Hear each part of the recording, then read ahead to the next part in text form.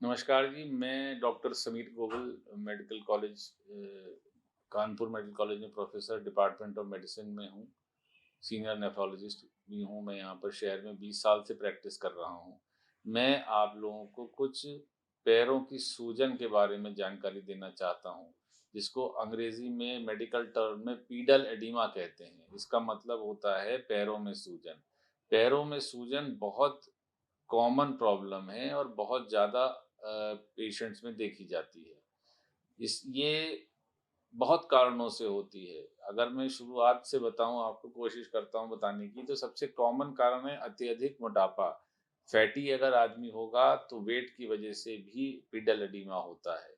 दूसरी बात ये होती है कि ये वीनस ड्रेनेज अगर ऑब्स्ट्रक्ट होता है, कि यानी कि अगर आप बहुत लंबे समय तक खड़े रहें या बस में सफ़र करके आएँ, तो ये देखा गया है कि पैरों में सूजन आ जाती है। ये कोई बीमारी नहीं है, ये सिर्फ़ इसलिए होता है कि जब आप बहुत लंबे समय तक पैरों को यूज़ नहीं करते हैं, आप बहुत लंबे बैठे रहते हैं, लटका के रखते हैं पैरों को, तो ब्लड जो है पैरों के टखनों में पूल करने लगता है। इस वज़ह से सूजन आती है।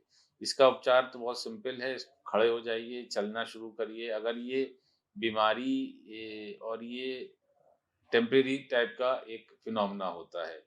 लेकिन बहुत मरीज़ों को होता ये है कि ये जो वेन होती हैं, जो ब्लड को ड्रेन करती हैं, एंकल से लेकर ऊपर तक हार्ट की तरफ, उनमें सूजन आ जाती है, उनमें कमज़ोरी हो जाती है, तो ये पर्सिस्टेंट हो जाता है। इसमें एक श्रेणी होती है वेरिकोज़ वेन्स की, जिसमें वेन्स डायलेट हो जाती हैं।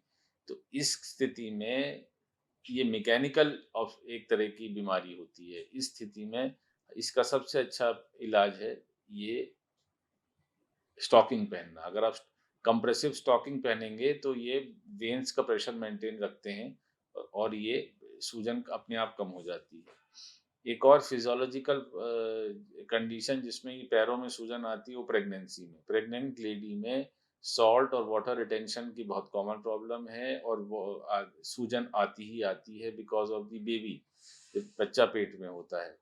जे प्रेगनेंसी के बाद इसको ये ग्रेजुअली समय के संग रिज़ॉल्व हो जाती है। उसके अलावा अगर किसी को चोट लग जाए टखनों में, इसमें एंकल्स में, तो भी सूजन आ सकती है। ये सर्जिकल कॉज़ या ऑर्थोपेडिक कॉज़ होता है।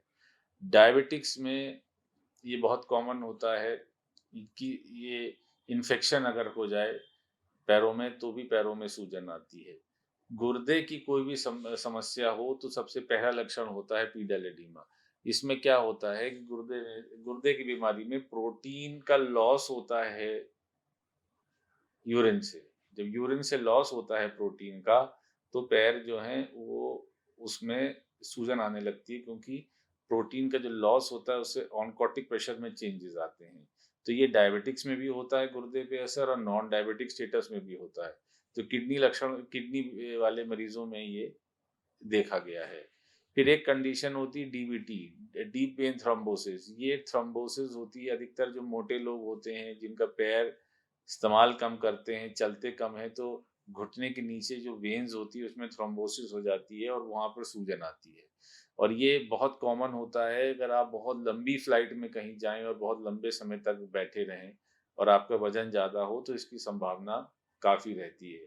इसको प्रिवेंट करने के लिए एक ही तरीका है कि चलते रहा करें, पंजों पे खड़े रहें, एक्सरसाइज करते रहें बीच-बीच में, तो लंबे समय तक अत्यधिक ना बैठें।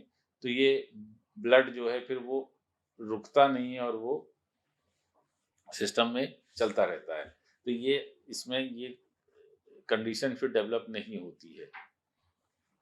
और जनरलाइज्ड एडिमा जिसे कहते हैं, उसका भी ये पार्ट होता है पीडल एडिमा, जिसमें पेशेंट्स में प्रोटीन की कमी रहती है। जैसे प्रेग्नेंट लेडीज में प्रोटीन की कमी रहती है, कुछ में पेशेंट्स में जो बच्चे होते हैं उनमें भी प्रोटीन की कमी रहती है। खान पान की वजह से कमी रहे या कोई बीमारी की वजह से रहे, तो पूरे शरीर में सूजन आती है। उसमें भी एडिमा जो है पैरों में सबसे ज्यादा दिखता है, फेस पे और पैरों पे दोनों जगह, फीट पे दोनों जगह।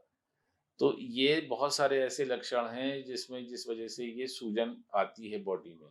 हर लक्षण को एक प्रॉपर्ली असेस करना पड़ता है, उसके हिसाब से ट्रीटमेंट करा जाता है उसका।